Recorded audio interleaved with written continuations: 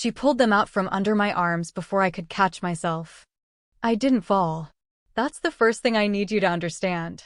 I didn't fall because 18 months of rehabilitation after a compound femur fracture, 3 shattered ribs, and a partially collapsed lung had already taught my body how to find the floor with grace.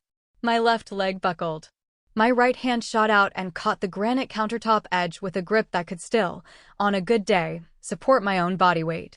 I held there, suspended between standing and not standing, for exactly 2 seconds. My mother stood behind me holding my forearm crutches like trophies. "Look at her," she said to the room. 38 people. I counted them the way I count everything, automatically, by force of training, because knowing the number of people in a space is the difference between a good plan and a bad one. 38 guests at my brother Marcus's engagement party, in my mother's living room that I had never been invited to decorate and never been asked to help plan. And every single one of them was now looking at me hanging off her kitchen counter like a broken thing. Limp and useless. That's what she's always been. Limp. And useless. She separated those last 3 words the way a judge reads a sentence. The room went very quiet. I heard the ice settling in someone's glass. I heard Marcus laugh once, a short surprise sound that he swallowed quickly because even he knew that was too far. I heard my mother's best friend, Diane, say, "Oh, Ruth," and in a voice that meant nothing, in a voice that would never become action. I breathed in for 4 counts. I looked at the ficus tree in the corner. My mother had bought it the year I turned 16. She had named it something. I couldn't remember what. I held for 4 counts. My leg was shaking. Not from weakness. From the nerve damage that lit up sometimes, unpredictably, like a signal fire someone forgot to put out. I exhaled for 4 counts. And I thought, in 36 hours, this will all be done.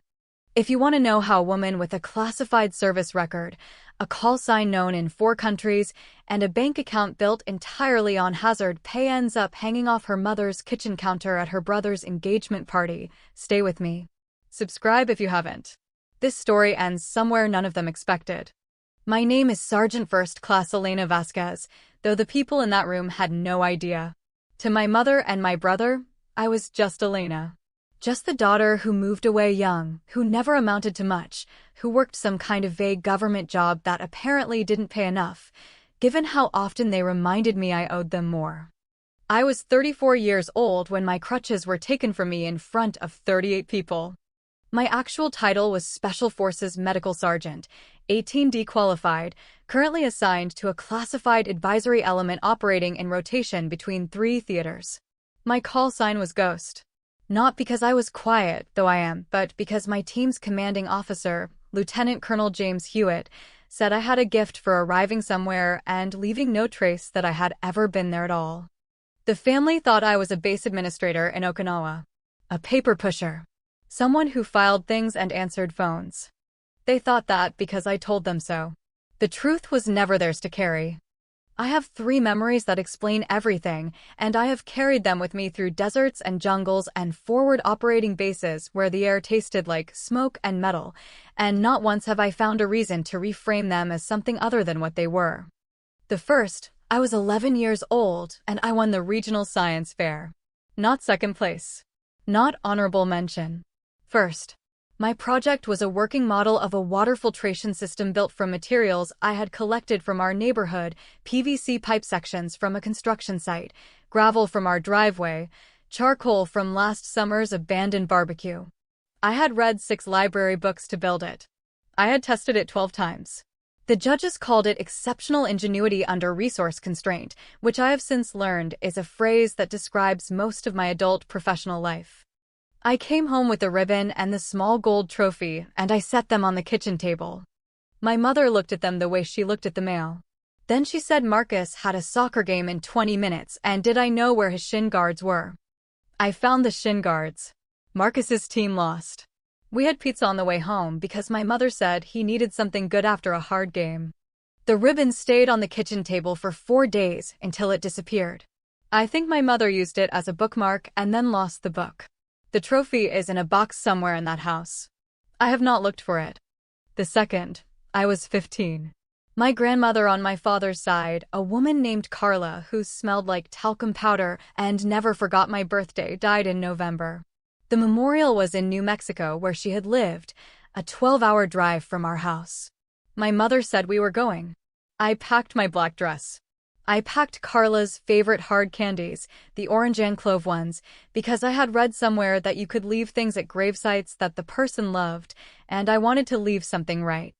We drove 8 hours before my mother stopped at a gas station and said Marcus was carsick and could we please turn around. We turned around. My father, who was still living with us then in that particular distant way he had of occupying a room without being in it, said nothing. We had Mexican food on the way home. Marcus ordered the biggest burrito on the menu and ate all of it. I ate my grandmother's orange and clove candies alone in the back seat and did not let myself cry until we were in the driveway and the porch light was already off. The third memory is the sharpest one, and I keep it not because it hurt the most, it didn't, but because it clarified something I had been trying to name for years. I was 18. 3 months before I left for basic training, though I had not told anyone that yet.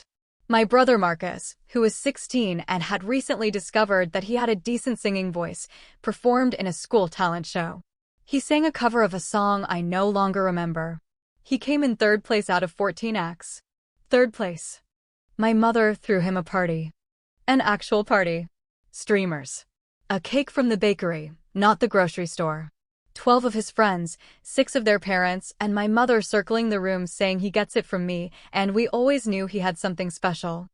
I sat in the corner eating cake and thinking, I have a letter in my dresser drawer from the United States Army. I have passed every test they sent me. I leave in 93 days. Nobody knew. I had told no one. And sitting there watching my mother beam at my brother for coming in 3rd place, I understood that I had made a correct decision. Some truths are not safe in certain hands. Some rooms do not deserve to know what is standing in them. My father had left by then. Not dramatically. He just gradually stopped coming home, and then one day he stopped entirely, and my mother cried for 3 weeks and then began the story that would sustain her for the next 16 years. The story of how she had sacrificed everything, been abandoned by everyone, and survived on nothing while raising 2 children alone. I was one of those children. I am aware of how little I factor into the survival story. The mission I think about most often, not because it was the worst, but because of what happened during it, took place 22 months before the engagement party. We were 13 hours into a direct action support mission in a region I am still not at liberty to name specifically. What I can tell you is that the elevation was above 7,000 feet and the air was thin enough that movement felt like walking through something that didn't want to be walked through.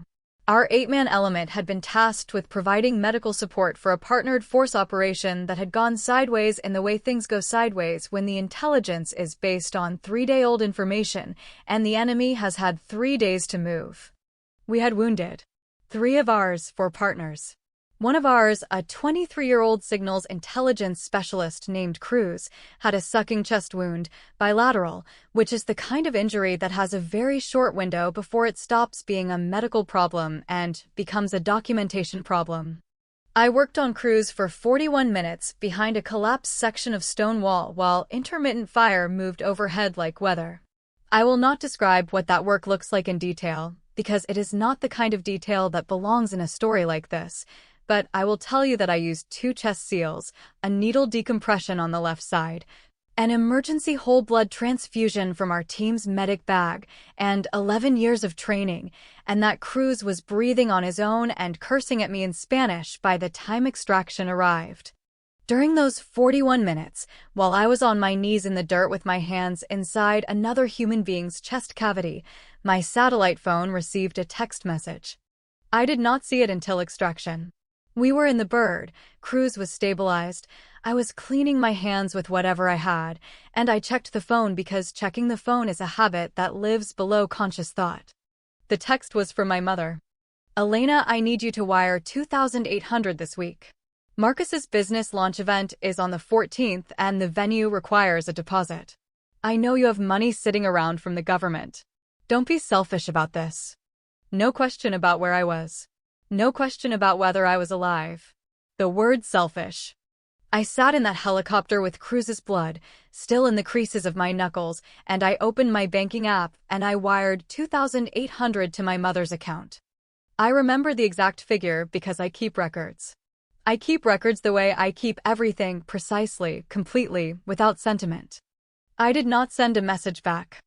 I looked out the helicopter window at a sky that was going from dark to gray, that particular shade of gray that comes just before the world admits it is morning, and I thought about Cruz's wife, who did not yet know how close she had come to a different life. And I thought about my mother's deposit for my brother's business launch, and I thought about how strange it is that the world contains both of those things at the same time in the same moment. 4 counts in. 4 counts hold. 4 counts out. I flew home toward a base where I would sleep for 4 hours, file my medical report, and check my bank balance before sleeping. I already knew what the balance would look like. I had already begun, in some very quiet and very cold part of my mind, to calculate. The total, as of the morning of Marcus's engagement party, was $143,217.44. I have the records. I will always have the records, because I am, whatever else I am, meticulous. The first wire transfer happened 11 years ago, 3 weeks after I completed 18D qualification and received my first deployment pay increase. My mother called to say the electricity was about to be shut off. I sent $800. I thought it was a crisis. I did not yet understand that a crisis, in my mother's household, was simply a normal Tuesday with better vocabulary. Over the following decade, the transfers became regular. Some requested, some preemptive, because I had learned that a preemptive wire was cheaper than the emotional cost of a phone call. They paid for Marcus's first car, a 22,000 used Audi that my mother called sensible, and then his second car, for years later, because the first one had been repossessed when he stopped making payments after I stopped covering them for a while. They paid for my mother's kitchen renovation, which cost $31,400 and which I know because I approved the contractor invoice from a forward base in a country I cannot name. The granite countertop I braced myself on at the engagement party cost $8,200. I want you to know that. I want you to know I saved my own body using a countertop I purchased. They paid for Marcus's business expenses, the website subscriptions, the logo design, the business cards, the networking events, the launch party deposit. Marcus had started a strategic consulting firm approximately 3 years prior. In 11 years, it had produced 0 documented clients, 0 documented revenue, and 0 documented deliverables, but it had produced a great many expenses, and I had covered 28,750 of them. My mother's wardrobe over this period included pieces from brands whose names I knew only because they appeared on itemized credit card statements she periodically forwarded to me with the message "Need help this month." Marcus wore watches. He wore 2 watches at the engagement party, I noticed, because noticing is what I do. I owned 2 pairs of civilian pants and 3 civilian shirts, because those were sufficient. I owned 1 dress, black, purchased for $34 at a Target outside Fort Campbell, because I knew I would need something for formal occasions and I allocated accordingly. In deployment kitchens and base chow halls and forward positions where hot food was a luxury that arrived twice a day, if you were lucky, I ate whatever was available. On my own time, stateside, between rotations, I ate what was cheap and efficient. Eggs, oatmeal, rice. The kind of diet that has no nostalgia attached to it, only function. I sent $143,217.44 across the world, and I ate ramen while they ate steak, and I told myself this was a choice I had made and I could unmake it whenever I chose. The engagement party was when I chose. The event was supposed to be a dinner party.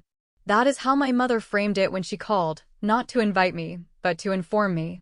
I'm doing a dinner for Marcus and Lacey on the 23rd. I'll need you to send $4,500 for catering and another $800 for flowers. I sent the money. I also bought a plane ticket and did not tell her I was coming. I had not seen my family in 14 months. My leg was still in the recovery phase. I had been injured 7 months prior during a training incident I cannot detail, and what I can tell you is that the compound femur fracture was the second injury I had sustained in 2 years. The first having been to my left shoulder, and that my body was beginning to express opinions about my career that I was choosing to ignore. I used forearm crutches for stability. I had been cleared to bear weight, but advised to continue support during extended standing periods. I arrived at my mother's house at 6:47 p.m., when the party was already warm and loud. I had not called ahead. My mother opened the door and looked at me the way you look at something that was not on the list. "You should have told me you were coming," she said. "Hello," I said. She let me in. Marcus saw me across the room and came over and said hey with the particular energy of someone performing warmth for an audience. His fiancée Lacey was kind, actually kind, the way some people are before they learn the shape of the family they're marrying into. She hugged me and asked about my leg with genuine curiosity, and I liked her immediately. For 40 minutes, the party was simply a party. I stood near the kitchen doorway, weighed on my crutches, drinking water. I watched my mother work the room. I watched Marcus hold court near the fireplace, gesturing widely, describing his consulting work to a cluster of guests who nodded with the polite attention of people who have no idea they're watching a fiction. "Marcus has really built something extraordinary," my mother said, loudly enough that I was sure she meant for me to hear it. "He's doing cybersecurity consulting now, classified contracts, government work. I can't even tell you half of what he does. It's all very sensitive." I did not react to that. My face did the thing it does in operational environments. It simply continued existing, neutral, neither confirming nor denying. Classified contracts. Government work. Too sensitive to discuss. My brother, who had not passed a security clearance investigation or a physical fitness test or a single module of any technical certification that I was aware of, had apparently borrowed the shape of my career and installed it in his biography. I breathed in for 4 counts. I held for 4 counts. I exhaled for 4 counts. Then my mother moved to the kitchen to check on something, and I followed because I needed water, and the kitchen was where the water was, and that is how we ended up in the same space at the same time when she decided it was the right moment. She turned from the counter and saw me, and her face did something complicated, cycling through some private calculation, and then she reached out and pulled my right crutch out of my arm with one motion, and then the left, before I understood what was happening. "Look at her," she said, to 38 people. "Limp and useless. That's what she's always been. Limp. And useless." I caught the granite countertop. My leg shook. The room held its breath. I breathed in for 4 counts. I held. I exhaled. And I waited, because I had arrived at this party knowing something no one else in that room knew. He came through the front door at 7:34 p.m. His name was Colonel Richard Hargrove, United States Marine Corps, and he was Lacey's uncle, and I did not know he was going to be there until I saw him walk through the door and felt something that I can only describe as the floor shifting, not in a bad way. Not in the way a floor shifts when something is wrong, but in the way a compass needle shifts when true north suddenly appears. I knew his face. I had last seen it 14 months ago, 6,000 miles from this living room, in a medical tent in a location that did not officially exist. He had been the senior officer present for an operation during which I had done something that resulted, afterward, in a classified commendation that I keep in a lockbox in my apartment. He had not seen me yet. He was shaking hands, kissing Lacey's cheek, accepting a glass of something from a passing tray. He had the bearing of a man who is always slightly more alert than the room requires, and I recognized that because I carry it too. My mother had moved from the kitchen back to the main room and was telling her crutch story again to a smaller audience, a kind of private encore, and Marcus was laughing in a way that was real this time, unguarded, because he thought the worst was over. It was not over. Colonel Hargrove turned from a conversation near the fireplace and his eyes moved across the room with the practiced sweep of someone who reads spaces for a living, and then his eyes found me and stopped. Stopped completely. The color left his face the way color leaves a sky before serious weather. I watched it happen. The technical, medical, observational part of my brain cataloged it automatically. Peripheral vasoconstriction. Autonomic response to a stimulus that the nervous system had not prepared for. His glass lowered. His conversation partner said something he did not hear. And then, slowly, with the careful, deliberate movement of a man recalibrating everything he thought he knew about the room he was standing in, Colonel Richard Hargrove came to attention. Not parade ground attention. Not performed attention. The real thing, the involuntary postural shift that the body makes when it recognizes authority it respects. Heels came together, almost inaudibly, on my mother's living room carpet. His spine found its full length. "Ghost," he said. He said it the way you say something that you are not sure is real. A half-whisper. But the room had quieted in that strange way rooms do, and 38 people heard it. My mother, who had her back half-turned to him, said "Excuse me?" because she thought it was directed at her, and she had opinions about being addressed with single words. Hargrove did not look at her. He looked at me. Sergeant First Class Vasquez. He crossed the room in 8 strides. He extended his hand and then apparently decided that was insufficient and did something I had never seen a colonel do uninstructed. He put his left hand over both of ours when we shook, the way civilians do when they mean something deeply. "What are you doing here?" "How is the leg?" "Healing, sir," I said. "This is my mother's home." And I watched his face do the math. He turned. He looked at my mother, who had turned fully around now and was wearing an expression I had never seen her wear before, a kind of suspended uncertainty, like a woman who has misread a room and knows it, but hasn't yet found the exit. "Ruth N. Vasquez?" he said. He had heard my mother's name from me, once, in passing, in a tent where people say more than they intend to. "You're Elena's mother?" "Yes," she said carefully. "Do I know you?" "Colonel Richard Hargrove."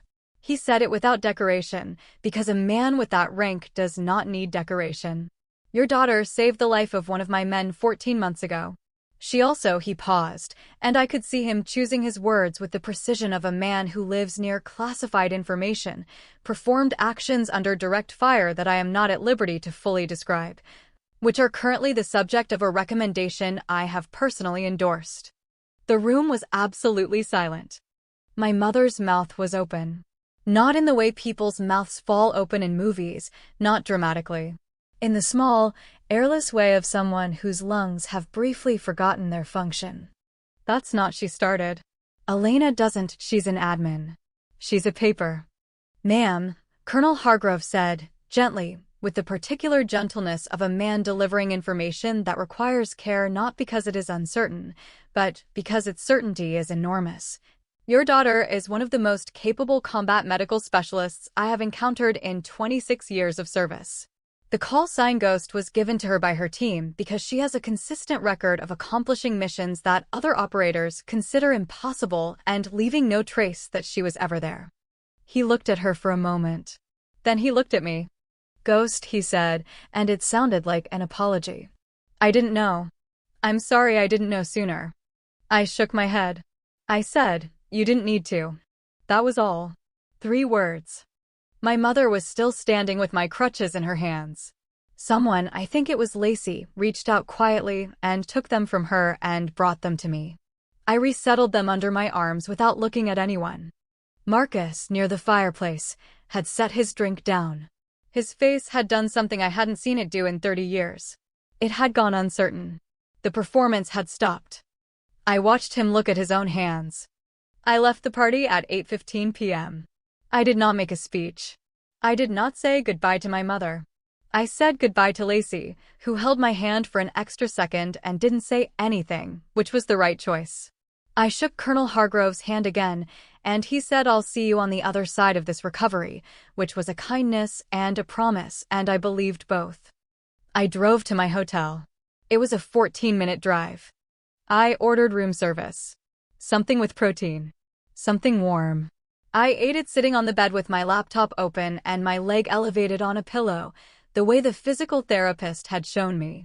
Then I opened the banking app. I am going to tell you what I did next with the same precision I bring to everything, because precision is the only way I know how to tell true stories. I had 7 active automatic transfer schedules running. 7. I had set them up over the years, adjusting amounts, adjusting frequencies, building them into my financial infrastructure the way you build supply lines, reliably, invisibly, sustainably. They had become so automatic that my mother had stopped asking for most of them. They simply arrived. I opened the first one. Monthly. 1,200, running for 4 years. I looked at the cancel button. I canceled it. The second. Bi-monthly. 600, running for 2 years, originally set up to cover a credit card minimum payment that had since become, I suspected, a dining budget. Cancelled. The third. Quarterly. 2,500, labeled in my own system as utilities and maintenance. I was aware that the utilities had been covered by a separate arrangement for the past 18 months, and that this amount had likely become discretionary. Cancelled. The fourth. Monthly. 800. This one I paused over the longest, not from sentiment, but from analysis. It had been the earliest one, the foundational transfer, the one I had set up when I was still young enough to believe that if I contributed enough, I would eventually become visible. Cancelled. The fifth. The sixth. The seventh. I severed the supply line in 11 minutes. Then I opened my email. I found the PDF I had been carrying in a cloud folder for 8 months, a folder I had assembled quietly, methodically, the way you assemble a file when you know eventually you will need it. It was my unclassified service record. 14 pages. Deployments, qualifications, commendations, training credentials, medical specializations. The things that could be shared without compromising operations. A document that contained, in careful federal language, the shape of the person they had never known was standing in their house. I addressed the email to my mother. I typed no message in the body. The subject line read, "For your records." I attached the PDF. I sent the email at 9:47 p.m. Then I closed the laptop, took my pain medication at the prescribed time, elevated my leg, and went to sleep. This is what the military calls weapons-free. It does not mean firing without control. It means the target has been confirmed, the authority has been granted, and you may proceed. I had been waiting for clearance for a very long time. What it felt like was not anger. It was something much quieter than anger. Something that had been measured and considered and decided. I slept 8 hours. I cannot remember the last time I slept 8 hours. The first collapse happened 3 days later. My mother called Marcus before she called me, because that is the order in which things occur in my family. Marcus called me at 11:22 a.m. on a Thursday, and his voice had lost its usual performance quality. He sounded, for the first time in recent memory, like a person rather than a character he had invented. "The transfer stopped," he said. "Yes," I said. "Elena." "Marcus," I said. "I need you to listen carefully, because I'm going to say this once. I have sent $143,217.44 to that household over 11 years. I have documentation of every transfer. I am done. That's it. That's all I want to say." There was a silence that went on long enough that I thought the call had dropped. "What are we supposed to do?" he finally said, and the question was genuine, which was somehow worse than if it had been calculated. He genuinely did not know. He had been living inside a structure I built and maintained for so long that its absence looked to him like a natural disaster rather than a decision. "Figure it out," I said. "You're a consultant." I ended the call. My mother's credit card, a card that auto-charged to a secondary account I had been funding, declined at Nordstrom 7 days after I canceled the transfers. I know this because Diane, her best friend, called me to report it as though I were responsible for correcting it, and in describing the scene provided me with more detail than I needed. My mother had been in the middle of purchasing something she described as necessary. The card had declined twice. She had stood at the counter for several minutes trying different approaches to the same card before accepting the outcome.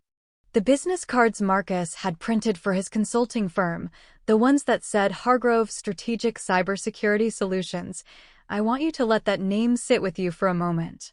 He had named his fictional company after a Marine colonel whose name he had never heard before the engagement party. The name had come from somewhere in my mother's storytelling about my work, distorted through years of half-information and embellishment. His website, which had been professionally designed with my money, had a services page listing classified government contracting as a primary offering.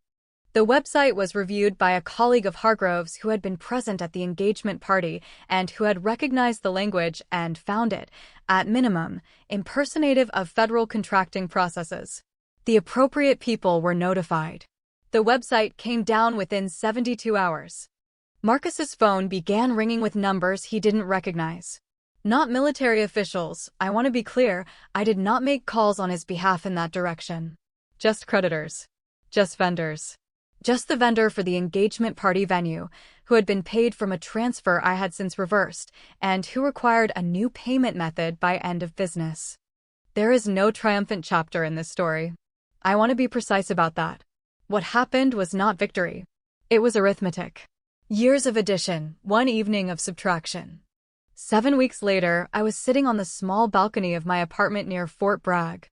It was early morning, 0515, because I wake at 0515 regardless of what the day holds.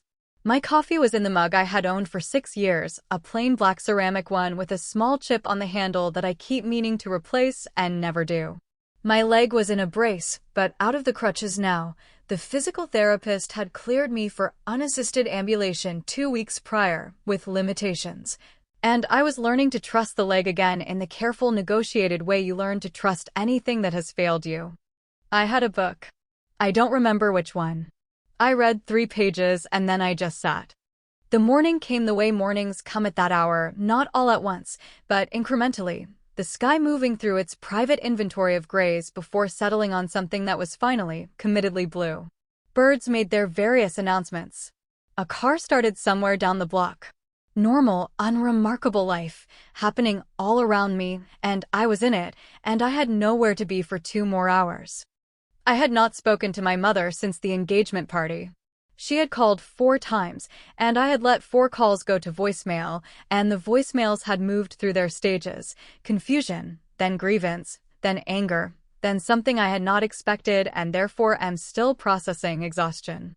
The most recent voicemail, left 11 days ago, lasted 42 seconds, and in it my mother's voice was smaller than I had ever heard it. She did not ask for money. She did not accuse me of anything. She said simply, "I didn't know what you were doing over there. I didn't know."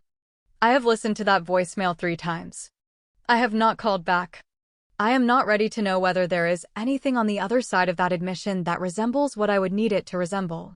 I have spent a significant portion of my adult life managing expectations in high-risk environments, and I have learned that hoping for a specific outcome before you have adequate intelligence is how people get hurt.